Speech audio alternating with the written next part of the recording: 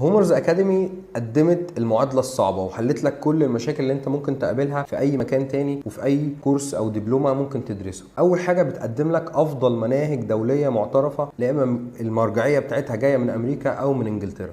تاني حاجة بتقدم لك دبلومات متخصصة، يعني لو أنا عايز أشتغل في المجال الجيمات ومجال التغذية الرياضية هاخد الدبلومة المخصصة في التغذية الرياضية، فبقى أحسن واحد وأكتر واحد محترف هيشتغل في الجيم في مجال التغذية الرياضية. عايز تشتغل في مجال العيادات والسمنة والنحافة هتبقى أكتر واحد محترف وأشطر واحد واخد الصنعة بتاعة السمنة والنحافة. لو أنا عايز أشتغل في مستشفيات لازم تاخد حاجة متخصصة، دبلومة متخصصة في التغذية العلاجية وتغذية المستشفيات اللي احنا بنقدمها لك في هومرز أكاديمي، وده بفيدباك من كل العملاء اللي احنا قدمناهم واللي احنا خرجناهم على مدار ال10 سنين اللي فاتوا. أنا سلمى صلاح أحمد عبد المقصود، عندي 24 سنة. هو يأهلنا أصلا لسوق العمل في مجال النيوتريشن، دي حاجة كانت من أحلامي يعني إن أنا أوصل لها.